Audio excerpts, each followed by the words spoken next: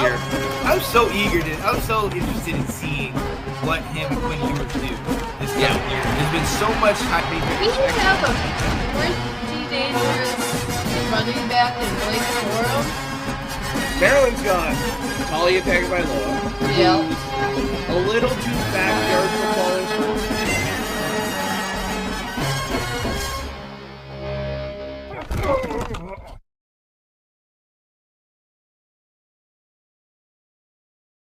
Is going on, ladies and gentlemen? We're back, ladies and gentlemen. Let's talk college football. Is in your living room Saturday morning, getting you ready for this college football action. But you know I can never do it alone. Oh no! When we talking college, there's a gentleman that's always with me, and he's got that title, ladies and gentlemen. Do you see the championship glow? Do you see it? I see it, my guys. That's my guy right there, Mr. Alex. What up, Alex? Not too much, man. Excited, nervous for the game today. It's gonna be a big one. Kind of shows how the season's likely gonna go. A few other really big games on the schedule as well. So yeah, big week for college football. Oh, absolutely. I'm super excited. Here we go. First, What's up, Fowler. What's up, man? No, you and me both, man. I mean, we're here. We're back. We waited so long to get to this point, and now we're here, and we're deep. We're I would say our ankle about knee deep in this thing. I mean, games galore. Yep. Games last night, games this morning. What is going on, Johnny? Saying good morning, gentlemen. What's up, Johnny? What is going on? It's like we haven't seen you guys in so long. Less than 12 hours ago. All right. Yo, but we're here, man. Like I said, we're going to preview some of these games. Talk a little bit about our games, some of the games that happened last night. We got a special guest coming on, our guy E.K. Holiday, Mr. Erik Kelley, talking about his Fighting Irish. Then also, hopefully we can get in here Tina Winter, talk about her Northern Illinois Huskies and preview that matchup. Very excited to do that this year. But before you do, let's go into it. You talked about getting that first game under our belt. Obviously, we talked a little bit about it. It was a scare for me. For you guys, it was a scare for a point, but then you eventually, for a while, yeah, you got it done. What are you any more confident now than you were maybe at the end of last week? I am a little bit, because there's a thought that's kind of crept into my mind, and I don't know if it's a good one or a bad one to have, but kind of thinking, what if that game plan was so vanilla because they were hiding stuff for Texas? Yeah.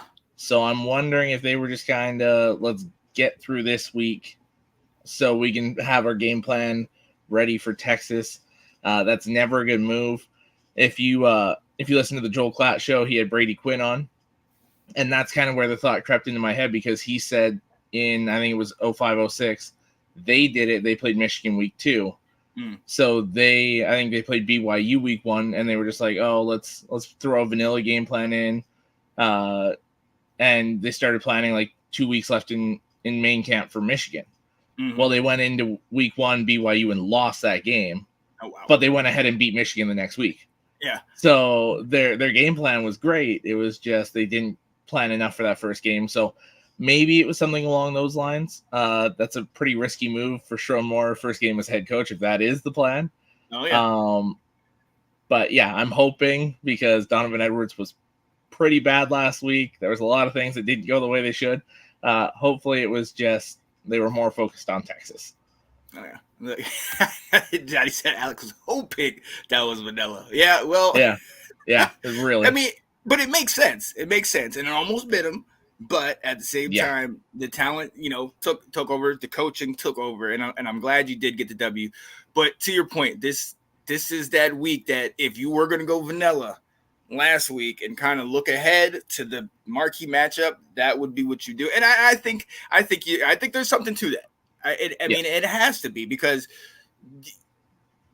I don't think I'm alone to say that's not what I expected. Now, you lost a lot of talents in the NFL, but I mean, we're going to talk about Indiana in a minute. And that's what I was kind of thinking on you guys in Fresno State, because Fresno ain't returning a lot of studs themselves. No, and I mean I wasn't quite expecting the Indiana result we're gonna talk here. Yeah, they're I not was 77, but expecting like a 3-score win, like right, comfortable in right. the second half. You're just kind of running out the clock, and that was not that at all. Yeah, yeah, yeah. And I mean, you guys have that where you're maybe trying to hide what you're doing. Everybody knows what's going on with us. Max Yep. Johnson out for the season. Now Harrell is the starter for us, and I'm gonna tell you, Alex, it's a mixed bag. I mean, you talk about being vanilla last week. You can say the exact same thing for us because we don't know. I mean, the offense that Max Johnson ran, the offense that Hunter Harrell is going to run is going to be completely different. So, Yeah. you know, I don't know what to expect. Thankfully, we have Charlotte today, so we have the talent that we should be able to get that done. But it's a different type of offense. It seemed with Max Johnson is more of a pro style offense, and what we're seeing with Harrell is maybe that it's going to be something similar to maybe an RPO. Read it. I like what Duke ran last night.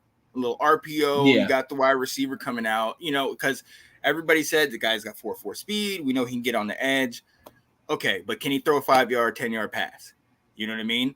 I almost think it's like the Anthony Richardson thing, where it's like, yes, he's a great athlete, but can he do the fundamentals? Can he do the regular things that you need to do to succeed? So we'll see. We'll definitely see. Looking at these comments. Yeah, that's what I was doing. Marshawn Lynch, he's chill. Yes, he does, Scott. Sean Scott, he went to my talk Mizzou. Oh, God. Win a couple games, Scott. Come on.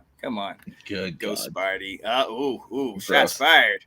Hey, Gross. I don't even know if I'm on that right now. All right, let's go Terps. Let's go. Yeah, go Terps. But look, let's go ahead and move on to it. Hey, it's college football Saturday, but there were some games last night, ladies and gentlemen. We gonna get into this Friday night recap, and we have to start with the game that we mentioned earlier in the Big Ten. I mean, is this a sign of things to come? Indiana 77-3 over Western Illinois, and Alex, I don't know that I've ever seen. No, I can correct myself. I have never seen Indiana put up 77, put up over 60, much less 77. What in the world? Yeah. Well, I mean, you look at this, they had 3 different quarterbacks play. They had 11 different people carry the ball. Jeez. This was that roll guys in and out. Absolutely insane. I mean, like Justice Ellison, their main running back, 9 carries, 117 yards and 2 touchdowns. You want to talk about a guy that's up for a game ball before these games have even started? He's the lead horse right now. So exactly. But I mean, even Curtis Rourke, 260, 15 of 17, near perfect. Yeah. 268 yards, 2 touchdowns, no picks. And then you've got Taven Jackson, 3 of 3, so he was perfect, 104 yards and a touchdown. So those quarterbacks were just money for Indiana. And I mean, the scoreboard shows that. Oh, yeah. And I mean, look, I know a lot of you probably didn't watch this game because it was over in the first quarter, but by halftime, It was 42-3. Okay, by half. So the second half, they're trying to coast, but they're still 28-0 at the end of the first. I mean, come on now. They're still putting up points. So I had to go back and look this up, man. I was like, outside, because in basketball has happened. We know Indiana, their basketball team can score. They're pretty decent. But the football team, I had to look this up and see when, if ever, has this happened before. One other time, Alex, this happened. Neither of us were born. Our parents weren't born.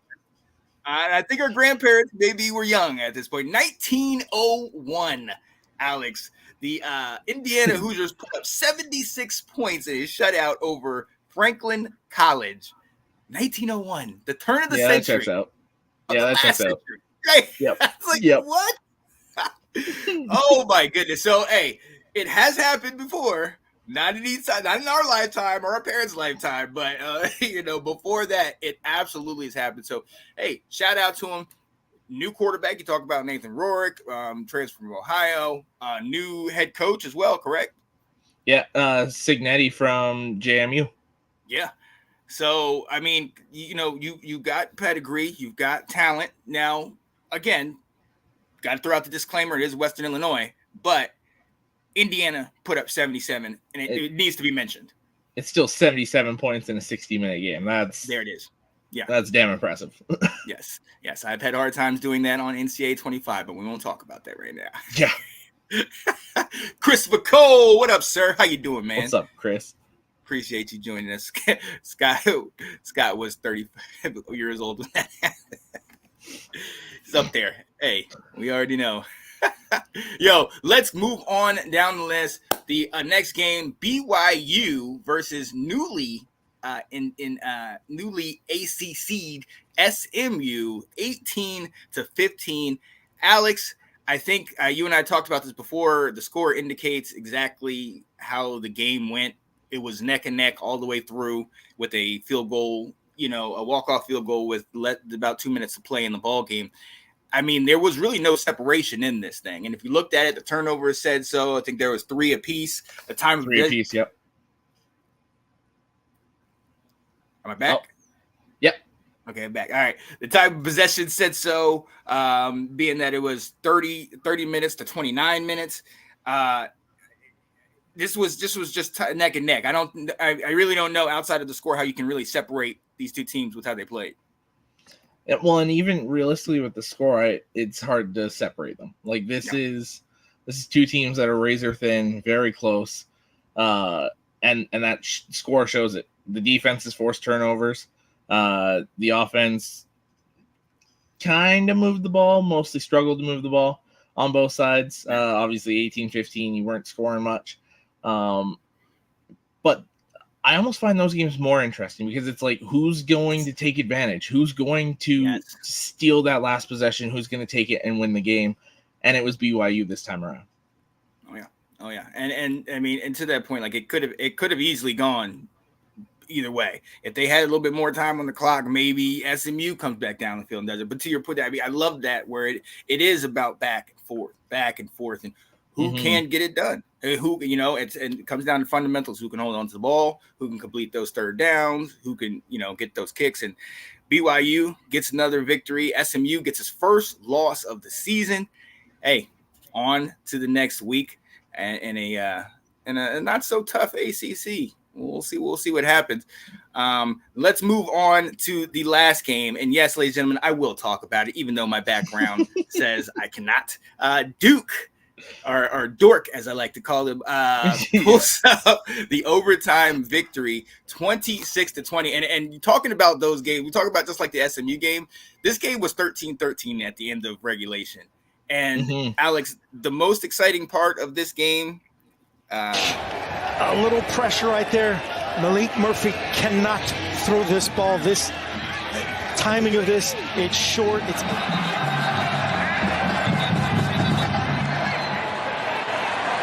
We have some sort of animal.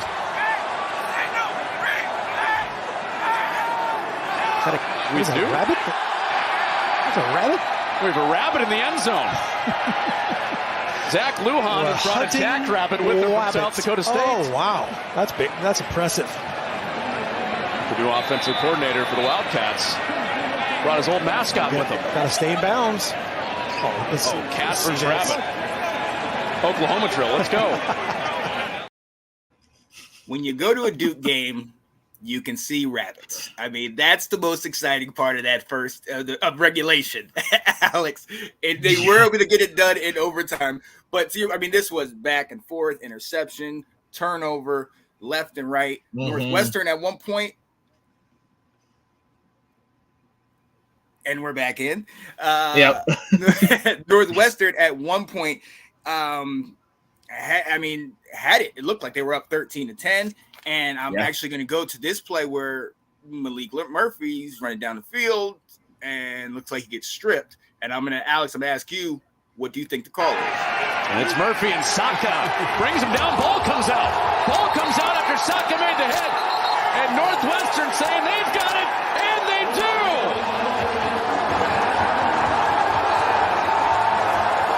Malik Murphy pulls it down and that ball is loose.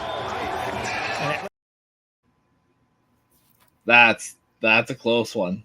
Yeah. To If me, you're making that call, what do you think? To me, it kind of looks like that knee hits right as he's getting ready to roll over the guy. Yeah. So, like, to me, that's down by contact, but that's what I saw. Razor thin. Yeah. Yeah. Now, and the reason why I bring that game up or bring that play up, what's going on, Andrew? What's up, Andrew? Make some cash. Oh, yeah, absolutely. We're on opposite sides of my game today, but otherwise we're pretty even across the board.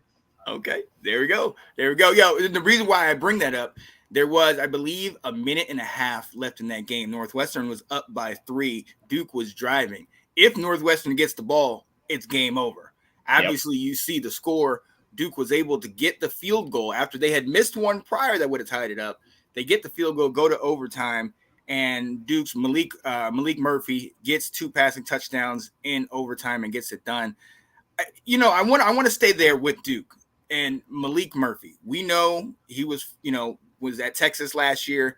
Obviously, Quinn Ewers isn't going anywhere. Arch Manning is jumping up the depth chart, so he wasn't going to get the time that he wanted. So he transferred out. I love the offense that they ran with him. A lot of RPO, a lot of fast motion, a lot of up tempo, and it didn't show out as much in this game, but it has potential to be really good, man. What are your thoughts about Duke in this game? I mean, first off, I know this is the second game. It still sounds weird. Malik Murphy, the Duke quarterback. I still think Texas, but that's neither here nor there. I agree with you. I really like the potential of this offense. I like the dynamic of that RPO and his athleticism and the ability to make plays off schedule. He played pretty well, all things considered. Had almost 250 yards, 3 touchdowns. But I think it was one of those things where, and we got to give credit to Northwestern's defense as well. They played pretty well last night. But I think you give it a couple more weeks and you'll really start to see this offense click and it'll be dangerous. Yeah. And that's what I got. That's kind of what I got last night when I was watching Duke. Like I said, it was 13-13 in regulation, but the first play of overtime where Duke had the ball, Malik Murphy hits a guy on a double move for a touchdown. And then he's able to score another touchdown on a back shoulder fade, and he just looked as the more he got into the game, the more comfortable he got. I appreciate what I saw from him, even though obviously it is still Duke. But like to your point, Northwestern, look, we know what happened last year, all the Fitzgerald stuff, all, them firing. We didn't expect them to do anything, and they actually did decent last year. They actually were able to string some wins together. So, like you said, the defense looked promising. They were getting turnovers. They were in this game to the end. In fact, Duke was having a very hard time stopping the run game. As shown in the first play the first drive of overtime, Northwestern was able to just run the ball right at him. So we'll see what happens thus far. But this is an underrated big matchup on 2 up and coming teams. And who says these basketball schools can't win games, man? This is 4 years in a row. Duke is going at least 2-0 to start the season. So they're doing something out there, and I appreciate it. And I wouldn't be shocked if both these teams are competing or in a bowl game. I can see it. Come November. These teams could both realistically be 6-win teams in November. I think Duke's probably a little bit better than that. But I think Northwestern's at the point where you've got a veteran guy like Mike Wright coming into this offense, and it's starting to kind of mesh together. This is a team that could steal a couple games that they shouldn't win and could be competing for a bowl game.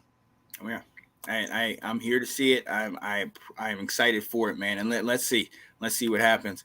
Oh man, what's going on? Saying sup, how you doing? And Scott trying to fix some technical. Oh, for the show, yeah. Hey, let us know. I know there is a North Sports Dynasty. I believe is it the betting show or the pick'ems that he's gonna be doing a little bit later? I believe so.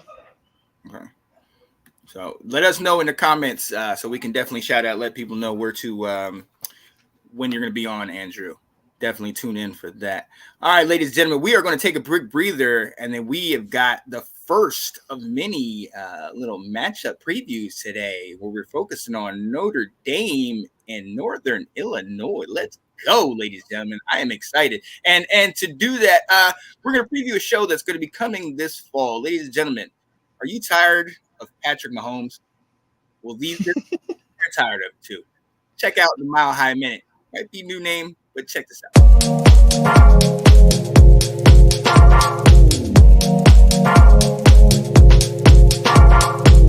Hey everyone, it's Tina, and welcome to the Mile High Minute. Well, man on the field. Oh, I thought it was the ugly, but I'm bad. You're the bad. Oh, okay, chicken kid. Ugly. I'm talking about the ugly. And you know what's ugly? I'll tell you what's ugly. It's calls for Vance Joseph to be fired. John Payne put together a solid game plan 2 weeks in a row. This is a big. But overall, I can't complain too much. We just need to see some of the Bills. This defense performed at an exceptional level against very good teams. This was our third win in a row. Very happy. I'm concerned about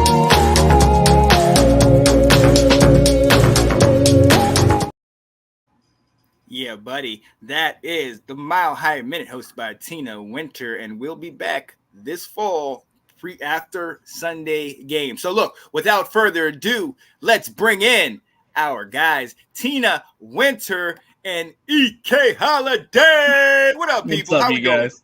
Hey, Doing good morning, everybody. Good morning, everyone. Thanks for the shout out, John. Sean. Ugh. Oh yeah, thank you, John.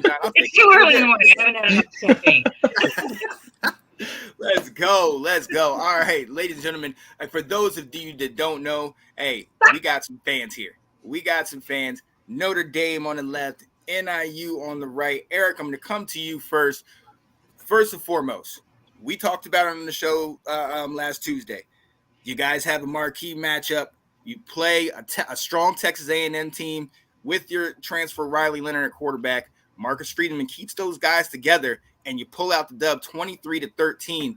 Coming into this week, man, how you feeling about your guys, man? Are you excited? Are you confident for the season? What are you thinking, man? Week one was all about survival, and we thought that, 2-3 weeks ahead of the game. And it was a matter of, do we put in these old veterans on the O-line who haven't won out the job just to get through, or do we go with the young bucks? So relief. But I'm very proud of the fact that there were only 6 total starts on the O-line when they went in there. That defensive line for Texas A&M was nasty. Really, really happy with what I saw last week, and looking forward to today. Oh yeah. And on the other side of that, our dear friend Tina, and you actually enjoyed a comfortable weekend. Didn't you put up 50 some odd points in your game? 54-15 against Western Illinois. Woo. I mean, not a powerhouse school at all, but Western Illinois is getting their butts kicked 2 weeks in a row. Wow. Yeah, they just gave up 77 yesterday. So yeah, we see. All right. yeah. Takes me back to the days in college when they used to come and play. We were a little closer back then, but still, Right. yeah, we put up some points on that game. We kind of used that as a trial and error thing. So. Oh, absolutely. So what should we? And I know a lot of people might not be as familiar with Northern Illinois, the Huskies, like you and our buddy Nick are. Talk to us about it. I mean, 51 is big for anybody, but that's huge for y'all. Like, talk to us. Yeah, it's in the MAC conference. So we're playing with Bowling Green and Toledo and Miami of Ohio and those guys. And everybody may remember us going down to Florida about 15 years ago to play Florida State, because we did make it into the top 20 actually in the country. So it's a program that since I was in school, we were not good.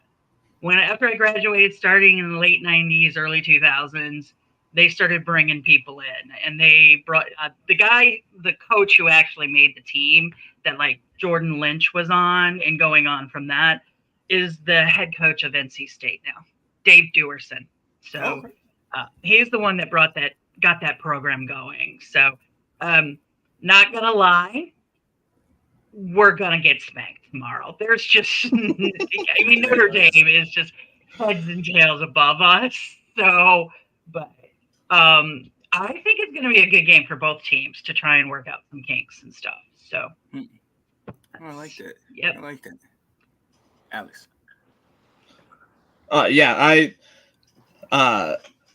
I think this is a game that's really going to show what NIU is going to be this year, because as we saw, Western Illinois kind of a pushover in these first 2 weeks here, and Notre Dame, top tier defense, great quarterback, great running game, young offensive line. So that's somewhere that Northern Illinois could take advantage of, see if they can get after Riley Leonard and make a game out of this. But yeah, I don't think there's many people expecting this to be close. No, not at all. I mean, yeah, there's some things on NIU side that like it's to look out for. I mean, Trayvon Reynolds, their wide receiver, he's from Crete, Illinois, so he's a local boy. Crete is like literally like 40 minutes from where I grew up in high school. So he's a wide receiver. Last week he had let's see, my stats are 64 rushing yards, 104 reception yards. He scored 2 Ds, one as a running back, one running, and one as passing. Oh, wow. And Ethan Hampton is our quarterback. He played under Rocky Lombardi, and he did go in and play 4 games when Rocky was injured. So he had over 328 passing yards and 5 TDs. Yeah. So, I mean, it was a blowout game. But that all being said, yes, Notre Dame is number 5 in the country. It has a very good defensive line. I think they're going to cause some problems with our line, but I do think there's a couple of defenders to keep a lookout for. One, his name is Roy Williams. He's a returning defensive lineman, and he right now leads our team, and I believe the MAC in sacks so far, continuing from last year. Now, will he be able to get through? That's something else. Notre Dame's boys are a little bigger than us. It's just, it's a mismatch, and it's meant to be a mismatch. Our secondary, I think, is where we may have some issues. Because last year we had a top 10 secondary in almost every category. We lost some guys through trades and things like that. So we'll see what happens with the secondary. I'm not gonna lie. I'll be happy if we score a touchdown or 2. It's just a, like Alex said, it's a way for our team to get together to kind of get going, because they if I could have a couple of minutes. I don't know if a lot of people know a lot about the MAC, but the MAC used to be a 2-tier system. They had an Eastern Conference and a Western Conference. And the winner of those 2 conferences went to Ford's Field and played the MAC championship game. They changed that this year. It's full-on standings like everybody else. The top 2 teams will go to play the MAC championship game. And they'll do that for a couple of years, and then they're trying to decide what they're going to do. But what they have done in the MAC is they've created pods. So 3 teams are going to play each other every year. And so, for instance, in the MAC, NIU, Bowling Green, and Toledo are one pod. And they're generally the top 3 teams every year in the conference. Yeah. So then we have to play them. And through all of the numbers, Bowling Green, Buffalo, Central Michigan, Eastern Michigan, and Toledo, those are the top teams in the MAC. And those are the teams to keep an eye out for. They're the ones that we're going to be playing against each other. So this is a way for us to kind of get going, because next week, I believe we play Toledo. Yeah. And then we play NC State at the end of the month. Ooh, jeez. Buffalo, then NC State, yeah. Yeah, this is a measuring stick. Yeah, it's a measuring stick to see. And I mean, but look, let's go back to you, Erik, because you talked about it. There's not many starts on that O line. She's talking about, she has one of the leading sackers in the MAC conference. There was even on top of that, there was a number of plays that where the snap wasn't right. The handoff didn't go. There were some fumbles. There was that one play where the running back almost ran over the quarterback, but Riley was able to get it going.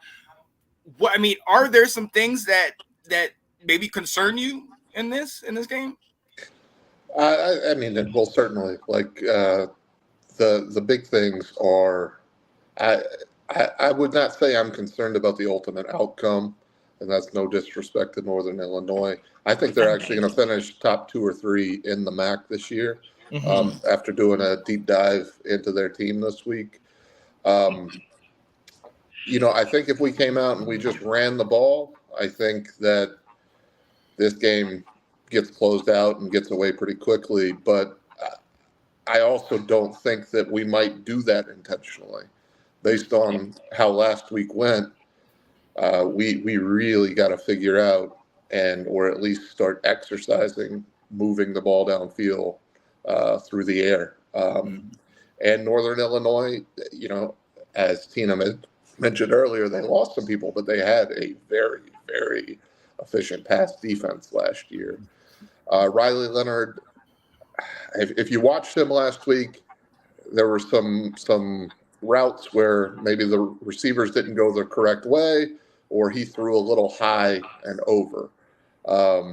So I'm really, really hoping that this is a positive test where those DBs really challenge the receivers, and I'm hoping that Leonard stays in the pocket. If it just comes down to the end of the game, and it's a matter of out athleticing each other, I think that we'll find a way there. But the O-line is certainly still a concern. But when the game was on the line in the fourth quarter, those 2 freshmen on the left side became quite good quite quickly. So I went back and watched the game too. Yeah. our 2 backs are electric. But this is more, to me, it's more, and I'm not projecting this. We could win 50-0, and I could be unhappy with the result based on how we do it. Because we really, if we want to beat some of the more premier teams, really have to figure out how to get vertical with the ball. And then the final thing related to that is I'm a little less worried about the O-line because they can actually hear each other now. Texas A&M, loud. It was loud. It's so loud. They got that start under their belt. So I think the home game should, and the fact that they went in there and they did it, should provide some confidence as well. So absolutely, that's kind of where I stand with it. But I know Northern Illinois' good running back, really good running back. You mentioned the receiver as well. So I think, as far as a MAC test goes, this should be a good one. So looking forward to it. Oh yeah. And then, honestly, and to your point about, some point the ability and the stars of the players and all that stuff come into play, and this could be very well be like a game like you said where it's 50-0, and I remember I had a coach where we won 44-0 or something like that, and we got yelled at in the locker room because the coach said you didn't beat them, they were as good as you, so you just had to step on the field essentially, but y'all out here like some prima donnas. So my question is I know you love your coach. I love Marcus Freeman. We know what he is. How do you get him to look at how does he get you guys to look at this, not like they're a Texas, but how does he get them to look at like this is a top tier team that you will not sleep on? Like, how does he pump you guys up for that? I think it ultimately, and I think you hear most coaches talk about it, but he is really, I would say since after the first year when we went through that Marshall and Stanford loss before beating Clemson, that he kind of got his bearings on the fact that, it's not about playing who you're playing. It's about how you play.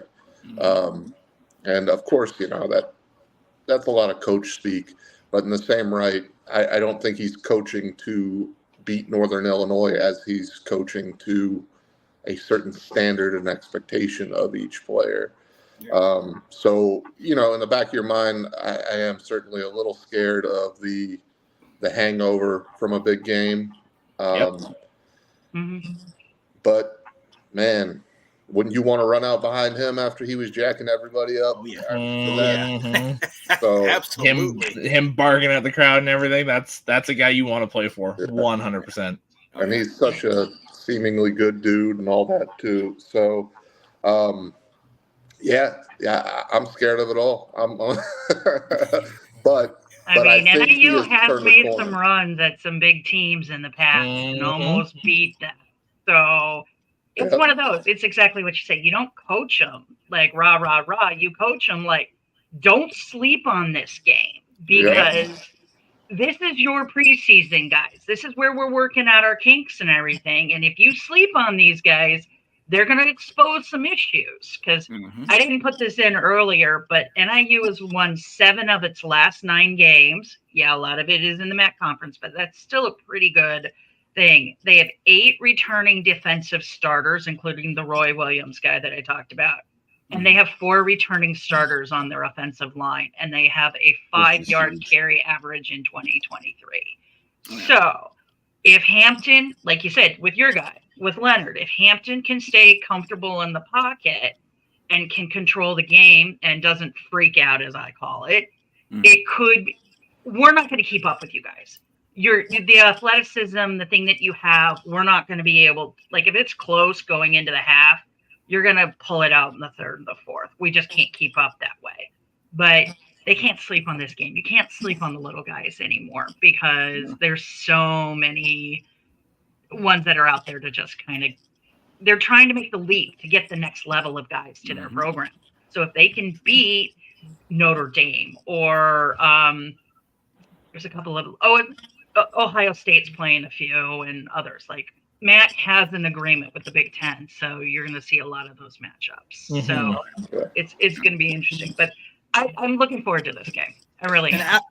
But to that point, and Alex, I mean, when you look at the rest of the schedule, like Tina alluded to, you got NC State in a couple weeks, but outside of that, it's a pretty favorable schedule in the MAC conference. So even if you lose this game, if you show life, if you keep them, like you're saying, through 3 quarters, what will this do for them when we're talking about playoff talk or bowl talk down the line?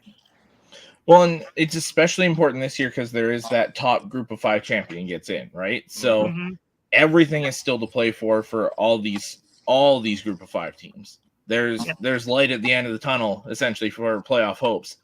And even if you lose to Notre Dame, if you hang tough for 2-3 quarters, maybe even into the 4th quarter, and you run the table in the conference, that's going to mean something to the CFP voters because with Notre Dame's schedule the rest of the way, I've got them running the table and going in.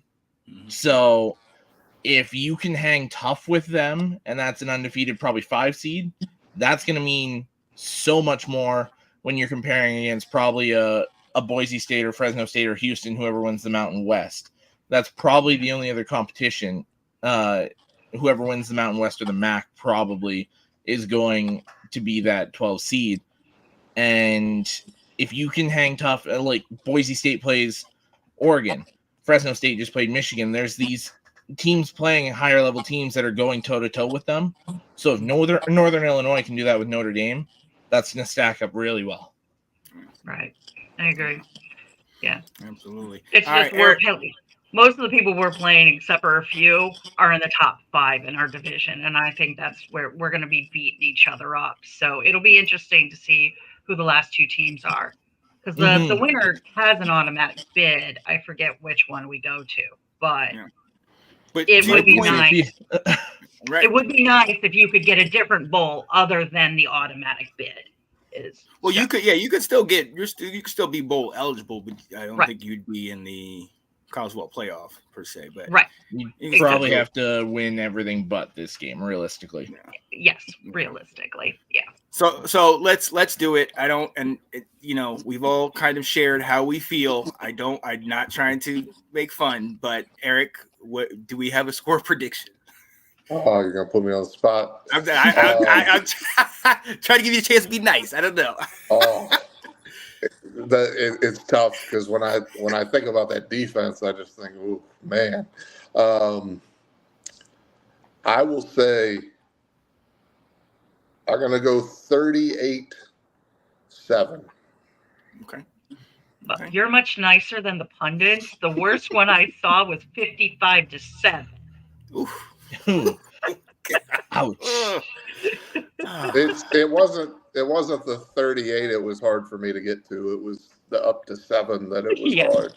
Like I said earlier, if we score a touchdown, I will take this as an okay. I would like it to be more like 38-14, but I will take 7. Yeah. It's better than a game that I saw with Kansas State back right after I graduated, and it was 72-3. Ooh. I've played in one of those games before. It's not fun. So that one was just a dagger in the heart. Oh, yeah. You got some fans out here. NIU upsets State School. Woof. I don't know. I think that's more of a hatred for Notre Dame. I don't think that it is. It 100%. Oh man, I'm with you. I mean, I think 34-10 is what I kind of had. I see a late field goal coming in there. Yeah. Alex, what you think, man? I got 45-10. Yeah. I think touchdown and a field goal, probably one early, one late, and then Notre Dame just cruises throughout. Oh yeah. Yeah. This definitely might go 7-7 at one point, and you're like, oh, and then it's like, oh. Probably, yeah. You could get those like touchdown early on, 7-7. It's like, oh, are we gonna have a game? And then it's over. Like, we're hoping for otherwise, Tina. But what's your score? I would say probably more like what you guys are saying, like mid 40s, 7-10. I agree. There's some potential there. It's just is NIU taking advantage of some of the mismatches and some of those things. So it's a talent level, and let's all be honest, we weren't brought in to make this a game. We were brought in to help move it forward, help the team move forward. It's just funny how all the little teams come in and we got money for it. That's what I'm saying. You're getting paid. You're getting paid. So well, hey, and you're no Charleston Southern either. So let's not. We can't do that. No. It's going to be. It starts to create some parity. It's helping these teams get exposure, and it helps their programs to say, "Hey, like we played here, we played here." Like I was 100% like when Jordan Lynch and all those guys were there. It was right after the Orange Bowl game. We had an influx of Florida kids because it was just perfect recruiting. You're not going to play at Miami. You're not going to play here. You're not going to play at Florida State or Florida. Come play for us, and you're going to be on there. And that's how like Ward is now. Ward got drafted by San Francisco. He came from Florida and come in, so that's why they do Jimmy this game. Ward, yeah. So it is the way that it is. It's just kind of amusing to me because I'm like, yep, there's a loss. Oh yeah. Well, it's even better. And Eric, I'm not saying this to kind of poke at you or anything. He is right. No, I'm legitimately not. It's kind of funny when the team pays all that money and then they end up losing that game. I really don't see that happening today, but we did it to Boston College last year. Y'all are the king of that. Yeah. Oh yeah. Well, I think we were. I don't think so anymore. But I think forever. I mean, that's one of those when you talk about it, that's the first one that comes up. 100%. And look, I'm not right with that at all. While you're here, let's just keep you guys here and let's talk about this. The Saturday big games. We know about the noon game. We know the little rivalry here. Texas, Michigan. I mean, Alex, I'll come to you first. You and I have talked about this and how, a little nervous, but great that it's early in the season. But I mean, this is a test. This is a CFP preview type deal. Like, what do you think? What's your expectations? I don't know what to expect as far as score. I mean, like, who wins, who loses. I think the 7-point spread's a little too much. To me, they've got the like over underline at like 42. I expect this to be less than that. I don't think there's going to be much scoring because this is two top 5, top 10 defenses. Both defenses are amazing. I think it's going to come down to the trenches. Texas arguably has the best offensive line in college football. Michigan's got one of the best defensive lines in college football, but they don't really have the depth that they had last year. So you're going to have to see Mason Graham, Kenneth Grant, and those guys play a lot more against the studs on the Texas side. And then you've got the secondary against the track stars that Texas has at receiver. And then offensively, let's see if they can get Donovan Edwards going, because it was awful last week. I won't sugarcoat that. He was awful. I thought the quarterbacks were awful. The wide receivers were awful. I thought the only two good players on offense last week were Colston Loveland, the tight end, and Kalel Mullings, the backup running back. The defense was solid. Offense was terrible. So hopefully it was that vanilla game plan. Hopefully they come in with new tricks today. And hopefully Davis Warren can hit a ball past 15 yards, or Alex Orji can hit a ball within 15 yards. And hopefully we can get the ball rolling a little bit. Oh, you're muted. This is why I love this guy. The most critical Michigan fan I've ever, coming off the national championship, and he can critique his guys just like that. Look, there's holes all over this team, and this is an amazing test to see if those got filled. Stay hungry. Stay hungry. All right, Eric, I'm giving you your shot. What you got to say, man? Oh, well, I've been thinking about this, and I've been waiting to say this to Alex for quite a while. Michigan definitely has the second best corner in college football. No. So I knew he would appreciate that. I mean, to be fair, I think there's three guys in that top discussion, but yeah, and those two are both in there. I kind of look at this the same way as I looked at our game last week, like two outstanding defenses. The only thing is that Texas's offense is a bit more definedly potent than what we know of Michigan right now. So this is really, I mean, Alex and I have been going back and forth on the board respectfully, just about our different thoughts on where Michigan projects this year. And I think we're going to find out. Like, I look at it the same exact way as last week. Just get 1 point more. And then you have all season to kind of work through the kinks and develop.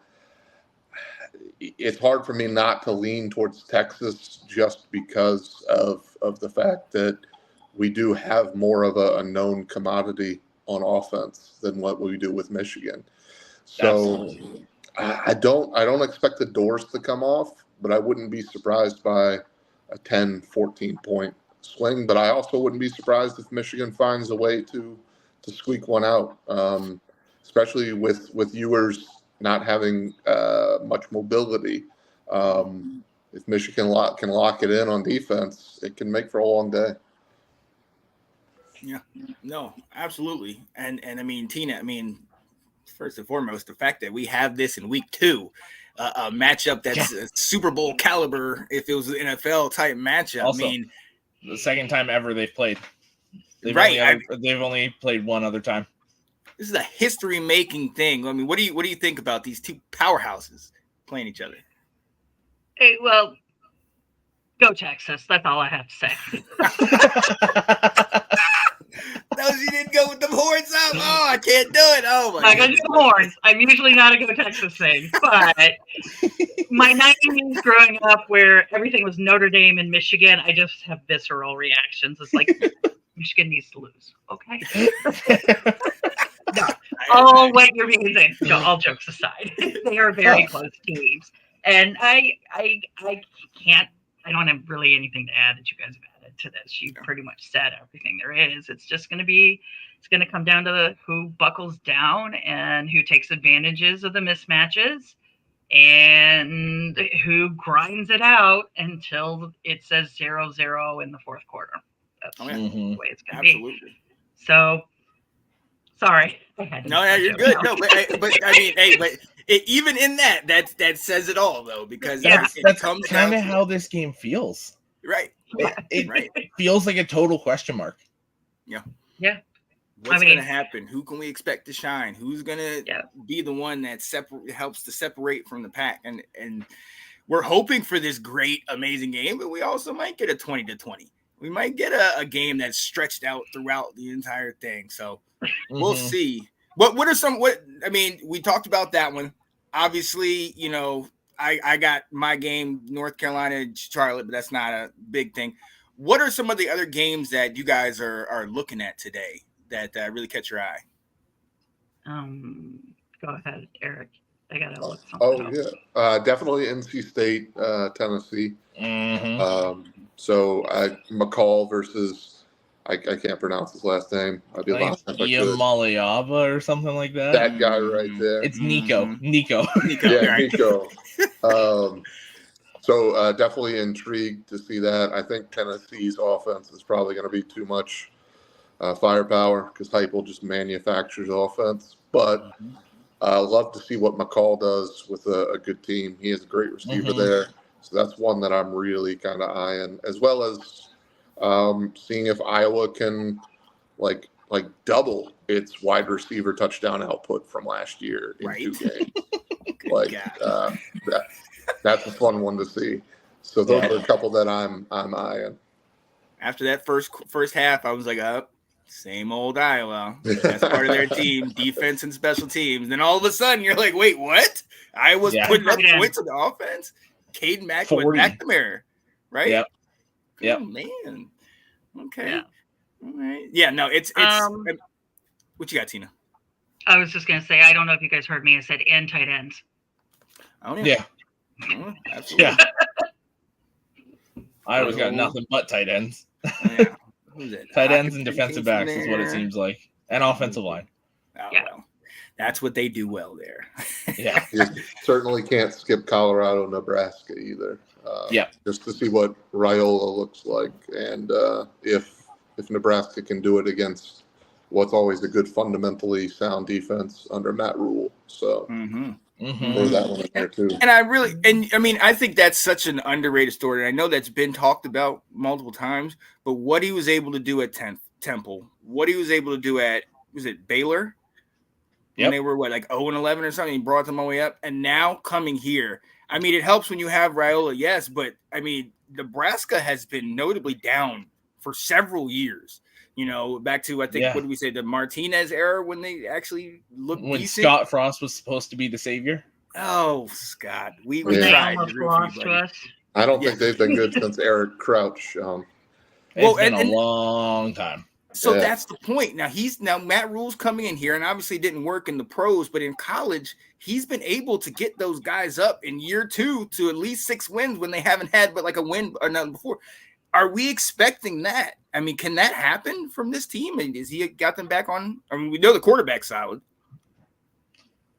I'll hop in here. So I think if they win this, they're playing football in November with a chance to play for the Big Ten championship. I think this Nebraska team is that good. They skip a lot of the top tier teams. I think they play Ohio State, but I think they skip Oregon. They skip Michigan. I think they even skip Penn State. So I think this is a team that if they win this, they're probably undefeated going into Ohio State. I think they can take on Rutgers. They can take on the other middle to lower tier teams in the Big Ten. And I think they're undefeated going into Ohio State. They lose that one, being realistic. But then you're looking at a 7-1, 8-1 team with 3-4 weeks to go. Yeah. And if Michigan, Ohio State, and Oregon kind of just want to piece each other, that gives way for Nebraska to come in and snipe a playoff spot. Oh, yeah. To your point, you got Ohio State on the 26th of October. Then they come home for UCLA. They go to USC, come home for Wisconsin, and then go to Iowa. So, to your point, up before that, like you said, I mean, they could easily be, 6-7-1, and then you split 2 of those and only go into a 3-loss season. I mean, that's definitely going to get you in consideration for that. I mean, it's going to be quite interesting. Look, I'm going to a game. I'm going to bring in. We got another guy in here that he's got a game that he is very focused on. It's the late game. Our guy, Mr. Alec Schomburg. Quack, quack, baby. What's up, man? Not much. Our season, I'm not gonna say anything about Well, that. I'll say it for you. You ready? Go ahead. It's like a what's the spread on that game? I got it here. Like 19 something. 19. They beat that and then some. I've got Oregon by 4 scores today over Boise State. Wishful What you thinking think? at that point. Wishful thinking.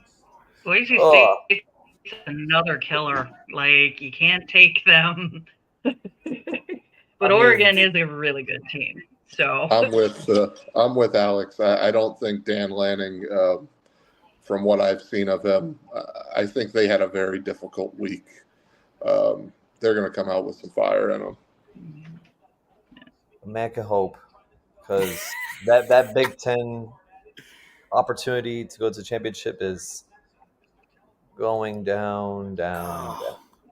If you win this game, I mean, look, It's we not even saw that. what It's they like did. if we're struggling against Idaho, and then you look at our schedule down the road, it doesn't look much brighter for us.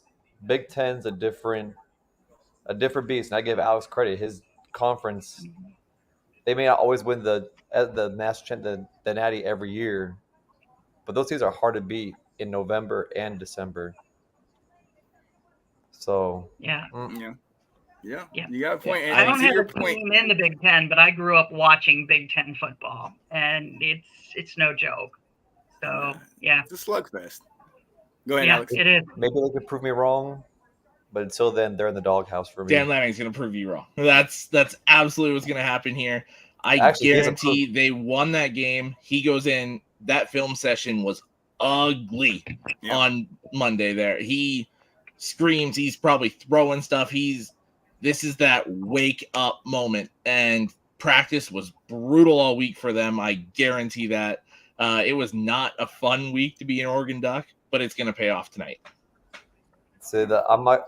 They're in the doghouse until October 12th and November 2nd. Those two games are what matters. Ohio State and Michigan. Oh the man, 2 games. They're in the doghouse until then. I mean, look, to your point. I mean, now you have Oregon State next week, so I mean, hopefully you can get that victory. But then UCLA, Maryland, Can we just play FSU every single week. Like, can we play that?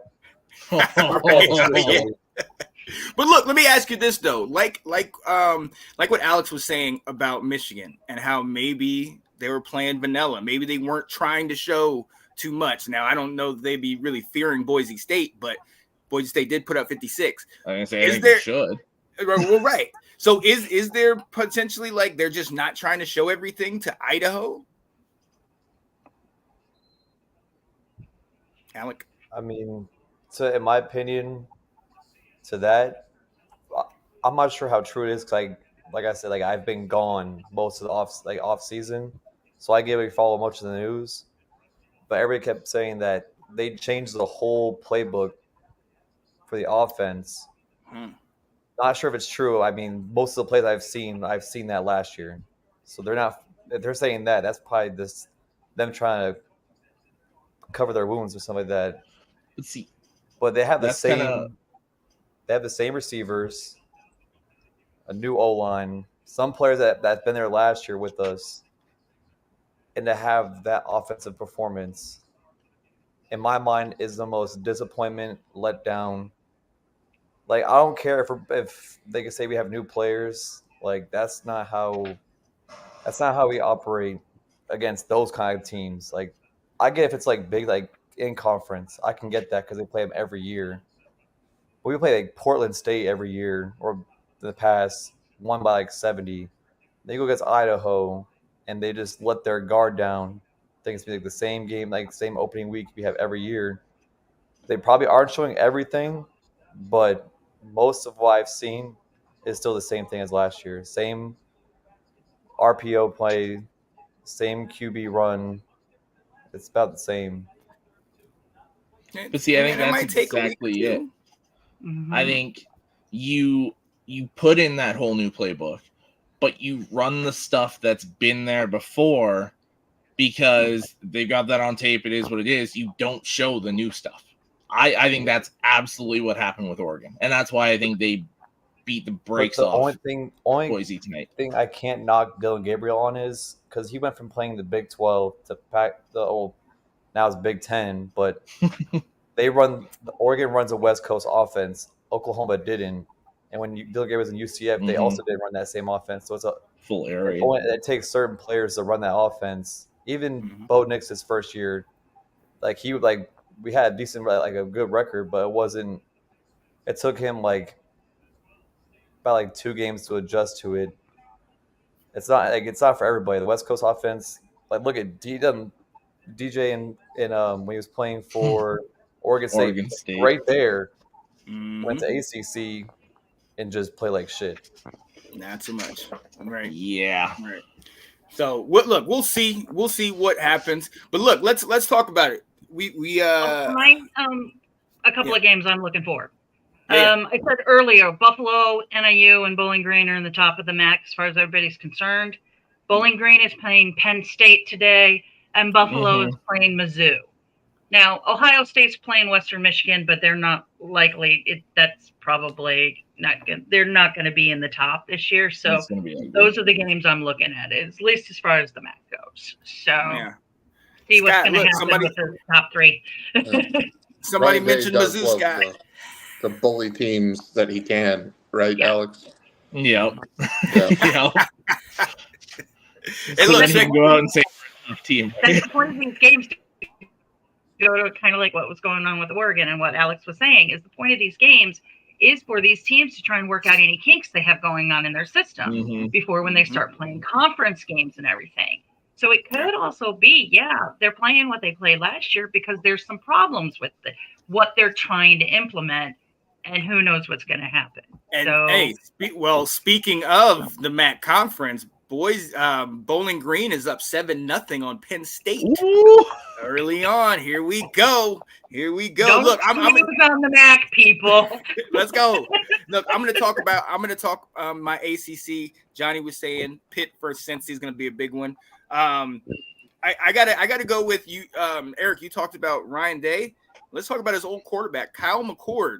Over at Syracuse, they're playing GT this week. Obviously, Georgia Tech got the dub over Florida State. We've seen that. I'm excited. I'm excited for this one. I want to see if Kyle McCord can continue it like he had last week. They put up 38 against Ohio, I think it was. Something like that, yeah. Yeah, I want to see if he can continue that going on. And then obviously the game that is right in my backyard, Maryland versus Michigan State, a game that I used to be very invested in for certain reasons, but now I am no longer. Sparty. Blue, baby. Let's go. All right. Good choice. Yeah. Hey, I got you. High five over here. I'm with you, man. Oh, this way. Right? So, Eric, talk to me. What are some maybe some sleeper games or some other games you might be looking at? This is going to be kind of off the wall, and it's probably just local roots and interest. But I'm really interested in UVA versus Wake Forest. I'm a big Dave Clawson fan. Also interested to see if Tony Elliott can. That program has been through a lot in the last 2 years, and see if he can put something together. Because I really like that Calandria. He's a fun quarterback to watch. That's a big one for me. And then the Georgia Tech Syracuse. I want to see if Georgia Tech. I mean, you tell me Georgia Tech's 3-0. Kyle McCord. That's a fun quarterback matchup. Oh yeah, would be mind blowing. So that's kind of where it's at for me with those sleepers, sneaky ones. And then after you sent that clip of Vandergriff.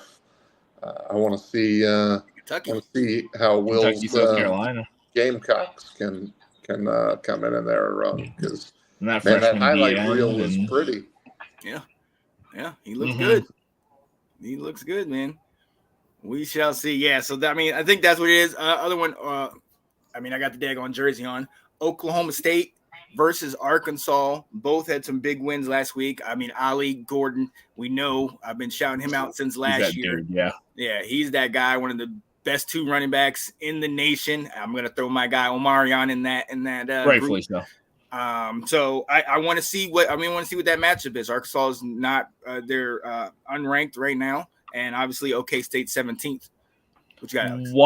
One more also in that conference. Kansas at Illinois. That's another sneaky good game. Oh yeah. Mm-hmm. Oh yeah, I like that one. Looking down, I think that's it. USC plays super late. Yeah, I think we covered pretty much all the big ones. Is it not the wildest thing in the world that Bobby Petrino is Arkansas's offensive coordinator? It's wild. I cannot wrap my head around that for the life of me. Yeah. Oh yes. I mean, hey, look. Speaking of wild, these the Big Ten now. You talked about it last week, Alex. The Big Ten now being the Pac-12 after dark. Basically, you got the Oregon game. I mean, Alec, are you going to be awake? The Oregon game doesn't start till 10 Eastern, and then USC starts at 11 Eastern. Yep. I'll give you this note. If that halftime score is close. Yeah. Are we going to be on Alec Watch tonight? All right, everybody, let's make sure. Check on him. Make sure he's all right. Make sure the walls are intact. There's no holes in walls. Is it on the Smurf turf or is it in Oregon? It's in Oregon. It's in Autzen. And look, let's not take a page from Colorado, boys, and please don't step on the O. Okay, don't do that.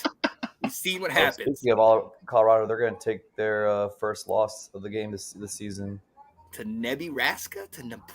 Oh, I like that. I have a lot of friends that won't be happy tomorrow if that happens. Oh, I like that. You know what? We did this last year. Let's go around and give an upset pick.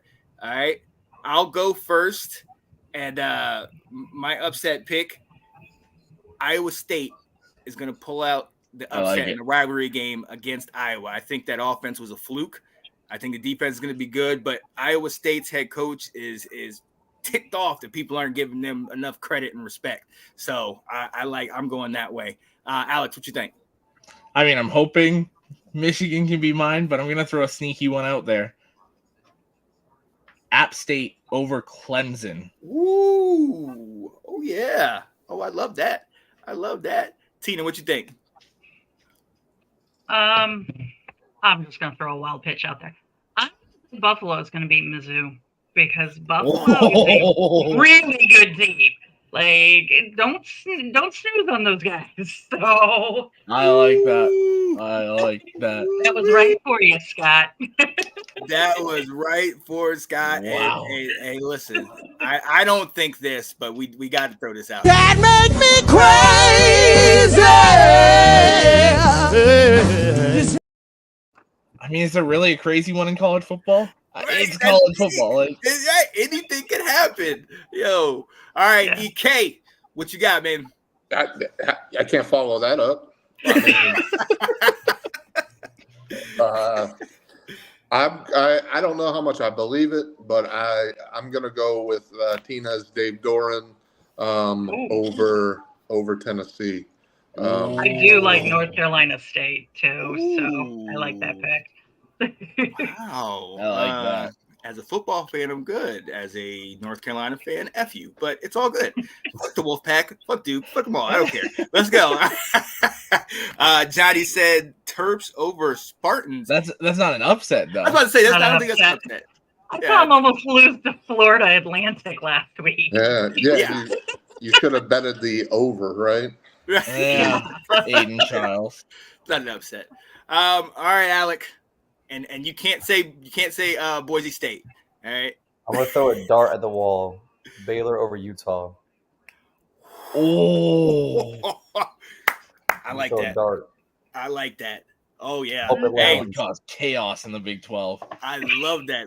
Ladies and gentlemen, throw in your upset picks for today. You see kind of where we stand. If anybody in here puts in Charlotte, I won't necessarily disagree with you, but you were banned from the comments because they're playing my Tar Heels today. But we're going to be all right. Look, the games have started. I told you some of the scores. I know Alex is eager to get to his, so we got to go ahead and let you guys go. The side already. There we go. There we go. Hey, we appreciate you jumping on. Let's give a special shout out. Tina Winter. Yes. AK Holiday, Eric Kelley, and my guy Alec Schomburg all are joining us today. Alec, when are you back on the ship next week, or when are you back? Oh yeah, this is my last Saturday for 9 Okay. months. All right. Damn. We might have to get you on something during the week or something, man. When do you leave? I can't say that. Oh, but yeah. I'll just give you a hint. It's within single digits. Okay. That's the only hint I can give you. We'll wrap. All right, ladies and gentlemen, for my guy right here, Mr. Alex Loosemore, watching his Michigan Wolverines. For Mr. Sean Spencer, watching North Carolina like this. We will see. We will see y'all next time. We appreciate y'all joining us, and I'm gonna send y'all out with my guy. He does good work. Peace, people. Peace.